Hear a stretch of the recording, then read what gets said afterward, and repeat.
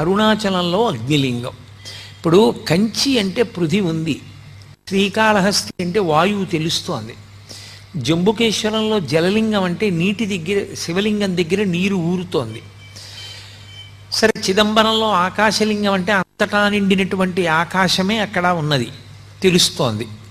కానీ అరుణాచలంలో అగ్నిలింగం అంటే అక్కడ అగ్ని ఏది?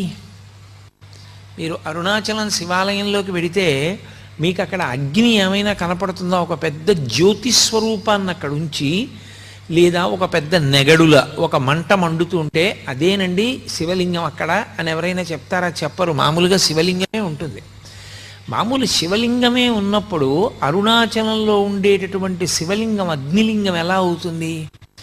అరుణాచలమునందు అగ్నిలింగం ఉన్నది అని ఎందుచేత చెప్పబడింది అంటే, మీరు బయట ఎంత చల్లగా ఉండనివ్వండి, అరుణాచలం దేవాలయంలోకి వెళ్ళి కూర్చుంటే ఒళ్ళు చెమటలు పోస్తుంది, అంత వేడిగా ఉంటుంది. ఆ వేడి నిజంగా అగ్నిహోత్ర స్వరూపంతో ఉంటే మనం తట్టుకోలేమని ఆ వేడి రూపంలో ప్రకాశిస్తూ ఉంటాడు ఆయన.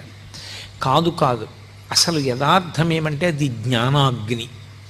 ఆ జ్ఞానాగ్ని ఎవరికి కలుగుతుందో వాళ్ళ కర్మలు దగ్ధమవుతాయి. జ్ఞానాగ్ని దగ్ధ కర్మాణం అంటాడు భగవద్గీతలో గీతాచార్యుడు. ఆ జ్ఞానాగ్ని వలన మళ్ళీ పుట్టవలసినటువంటి అవసరం లేకుండా పాపములన్నీ కూడా కాలిపోతాయి సంచితముతో కలిపి. అంత గొప్ప జ్ఞానస్వరూపమే రాశీభూతమై లింగస్వరూపాన్ని దాల్చింది. అందుకే దాన్ని జ్ఞానస్వరూపమైనటువంటి అగ్నిలింగం. అరుణాచలంలో ఉండేటటువంటి శివలింగానికి, అరుణాచల క్షేత్రానికి ఒక ప్రత్యేకమైనటువంటి లక్షణం.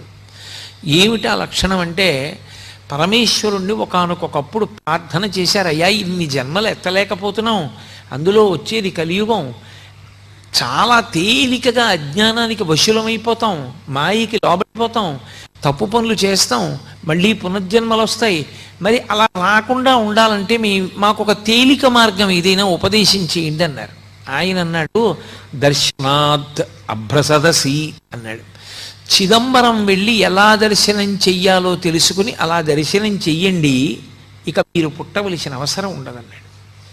చిదంబరంలో దర్శనం అంటే ఇందాకే మీతో ప్రస్తావన చేశా, తలుపు తీస్తారు సిద్ధంగా ఉండండి అంటారు, ఆ తెర తీస్తారు, ఇలా చూసేటప్పటికి ఇలా జాగ్రత్తగా కళ్ళు నులుకుని చూస్తారు, ఏం ఉండదు. మారేడు దళాల దండలు వేలాడుతుంటాయి, బంగారు మారేడు దళాలు, మామూలు మారేడు దళాల దండలు ఉంటాయి, తెరహేస్తారు, అయిపోయింది వెళ్ళిపోండి అంటారు.